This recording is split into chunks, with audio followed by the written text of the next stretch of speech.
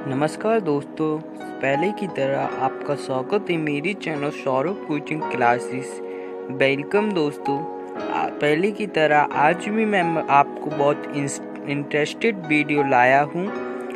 मैं आज आपको बताऊंगा डीएसपी का फुल फॉर्म क्या होता है एंड डीएसपी के बारे में जो फुल इन्फॉर्मेशन मैं आपको दे सकता हूँ, मैं पूरी कोशिश करूँगा मैं आपको इस वीडियो के माध्यम से फुल नॉलेज आपको मिल जाए।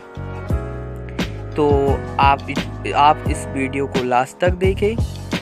मैं बताऊंगा डीएसपी का फुल फॉर्म क्या होता है एंड डीएसपी से रिलेटिव जो भी क्वेश्चन आपके माइंड में आते हैं, हर क्वेश्चन का मैं आंसर देने की कोशिश करूंगा। डीएसपी का फुल फॉर्म हिंदी में क्या होता है, डीएसपी क्या होता है, डीएसपी पुलिस कैसे बनते हैं, डीएसपी बनने के लिए क्या क्या होना चाहिए, ऐसे सभी प्रश्नों या सवालों को आंसर आपको इस वीडियो में मिल जाएगा। तो प्लीज़ इस वीडियो को पूरा लास्ट तक देखें। तो डीएसपी का फुल फॉर्म वो भी डीएसपी पुलिस कैसे बने, ठीक है। इसका फुल फॉर्म और इसको कैसे बने मैं आपको हर क्वेश्चन का आंसर दूंगा, तो वीडियो को बिल्कुल स्किप ना करें। डीएसपी का फुल फॉर्म होता है deputy superintendent of police. Sorry, वो थोड़ा सा पढ़ने में मिस्टेक होती है। डीएसपी को हिंदी में पुलिस उपाध्यक्ष कहती है। हमारे देश में भारत आप में ज़्यादातर जॉब में आप दो तरह से प्रवेश ले सकते हैं, या तो पदोन्नत होकर या कोई परीक्षा पास करके। ठीक ऐसे ही पुलिस विभाग में इंस्पेक्टर प्रोमेस्टिक होकर डीएसपी बन जाते हैं, या यूपीएससी या स्टेट पीएससी परीक्षा पास करके आप सीधे डीएसपी बन सकते हैं। Union public service commission UPSC का फुल फॉर्म होता है, याद रखना आप, एक केंद्रीय सरकार के अधीन कार्य करने वाली संस्था होती है जिसका कार्य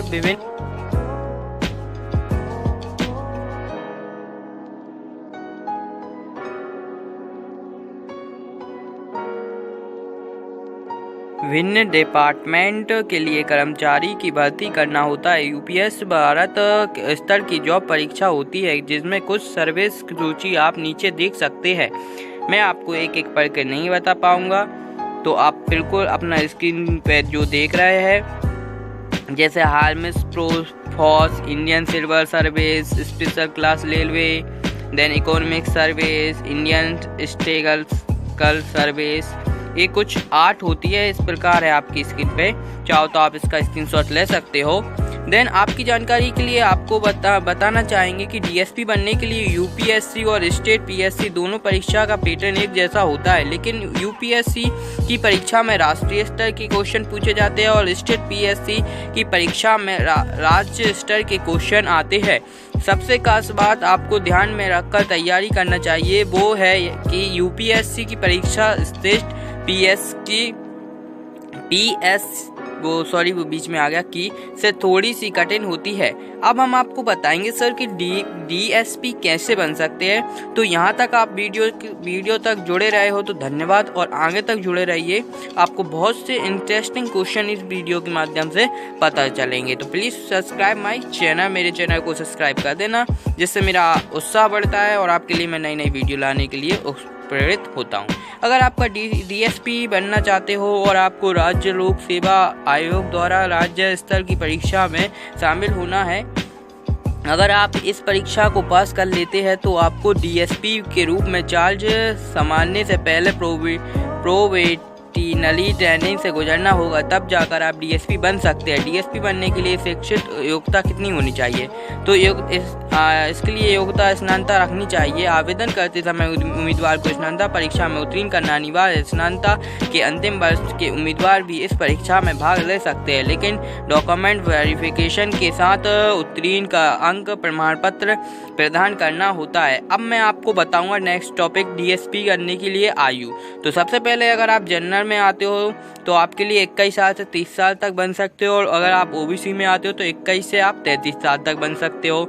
डीएसपी बनने के लिए शारीरिक ऊंचाई और छाती कितनी होनी चाहिए, तो डीएसपी बनने के लिए पुरुषों की उम्मीदवार 168 सेंटीमीटर और ऊंचाई और शारीरिक ऊंचाई 84 सेंटीमीटर छाती होनी चाहिए। महिलाओं की 155 शारीरिक ऊंचाई होनी चाहिए। दोस्तों, शारीरिक ऊंचाई हर राज्यों के अनुसार हो सकती है। अब मैं आपको बताऊंगा कि डीएसपी बनने के लिए परीक्षा प्रक्रिया किस प्रकार होती है।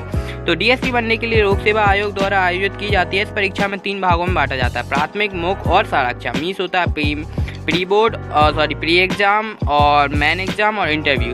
अब आपको बताऊंगा प्राथमिक परीक्षा किस प्रकार होती है। तो डीएसपी बनने के लिए प्राथमिक प्रथम चरण होता है। इस परीक्षा में जनरल स्टडी के अंतर्गत 150 अंक निर्धारित किए जाते हैं। इनमें वैकल्पिक विषय 300 अंक का होता है। दोस्तों, हम आपको सिर्फ इतना ही कहना चाहेंगे कि इस परीक्षा में आपको बहुत अच्छी तैयारी कर लेना चाहिए, बहुत अच्छी तैयारी करना है।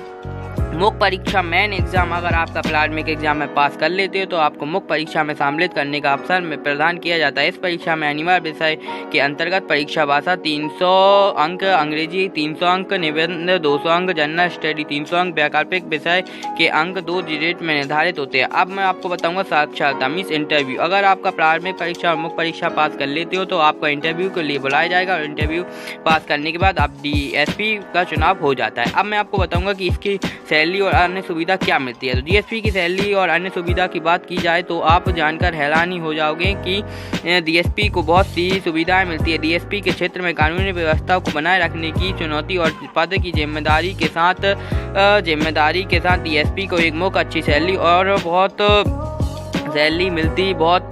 बहुत अच्छे भत्ते मिल जाते हैं। अब मैं आपको बताऊंगा डीएसपी के लिए आपको डीएसपी को वेतन बैंक ब्रांड जो नंबर होता है ग्रैंड पे 5400 के साथ वेतन मिलता है। डीएसपी वेतन के साथ अन्य लाभ भी ले सकते हैं जो डीएसपी को दिए जाते हैं। उनमें से निम्नलिखित लाभ है। डीएसपी को ड्राइवर के साथ एक आधिकारिक वाहन मिल जाता है। डीएसपी के बिजली के बिलों का भुगतान सरकार के द्वारा मिलता है। एक डीएसपी को आधिकारिक यात्राओं के दौरान उच्च श्रेणी का आवास मिलता है। एक डीएसपी को सुरक्षा गार्ड और घरेलू नौकर मिल जाते हैं। एक डीएसपी को टेलीफोन कनेक्शन मिलता है जिसका बिल सरकार द्वारा भुगतान किया जाता है। एक डीएसपी को बिना किसी कीमत पर वसूली किराए पर स्वयं को कर्मचारी के लिए निवास मिलता है। तो मैं आपको पूरी इन्फॉर्मेशन दे चुका हूँ, तो प्लीज़ मेरे चैनल को सब्सक्राइब करें। धन्यवाद।